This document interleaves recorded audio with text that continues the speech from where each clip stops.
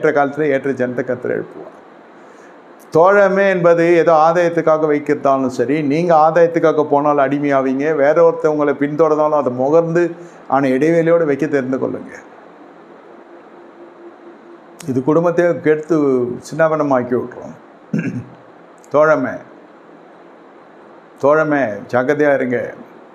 இந்த கடைசி நாட்கள் பொருளாதாரத்தில் உங்களுக்கு கட்டுப்பாடு இருக்கணும், உங்களுக்கு கணக்கு இருக்கணும், செலவு பண்ணுறதுக்கு எல்லாத்துக்கும் கணக்கு இருக்கணும். அந்த செலவு பண்ணதில் ஒரு பகுதி சேமிப்பும் இருக்கணும். இப்படி போச்சுன்னா உங்கள் வாழ்க்கையில் அதுவும் கடன் வாங்கக்கூடாதுன்ற தீர்மானத்துலையும் இருக்கணும். இருக்கிற கடன் அடித்து வெளில வர வழியை பார்க்கணும். ஆனால் பேங்க்லேருந்துலாம் கூப்பிட்டு தான் கொஞ்சம் நம்மள, ஐயா உங்கள்தெல்லாம் முடிய போது வாங்கிக்கிறீங்களா, நாங்கள் தரோம் வாங்கணுவான். அப்புறம் கொடுக்கலாம் வேறு மாதிரி வாங்குன்னு வாங்கிடுவோம்.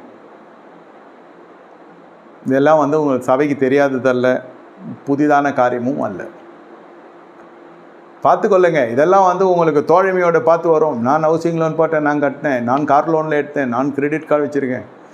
அதே பழக்கம் நமக்கும் வந்துச்சுனாக்கா எல்லார் வீட்லேயும் கத்தி இருக்குது. அவன் பயன்படுத்துகிற விதத்தை பொறுத்து இருக்குது.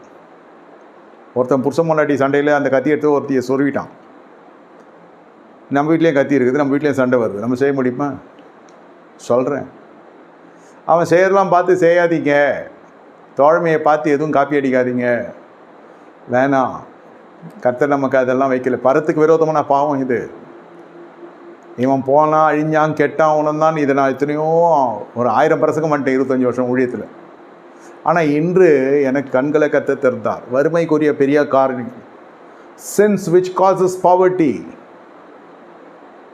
Sins which causes poverty, you must be aware of it. Congregation must be aware of it. Sins which causes poverty. இப்படி தான் எனக்கு சத்தம் ஒழிச்சுது. Sins which causes poverty. Are you aware of it? ஆண்டவரே சொல்லுங்க ஐயா. இதுதான் அடட எவ்வளோ வருஷம் படிச்சிருக்கோம். இது பரத்துக்குரிய பாவம் வாழ்க்கையில் இருந்தால் பற்றாக்குறையின் வழியை நம்ம கடந்து சொல்லுவோம்.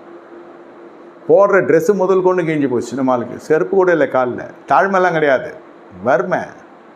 தின்றதுக்கு சோறு கிடையாது, கட்ட துணி கிடையாது, இருக்க இடம் கிடையாது. நான் யாரையோ சபிக்கிறேன்னு நினச்சிக்க போகிறீங்க. இளையகுமாரனோட கண்டிஷன் சொல்கிறேன்.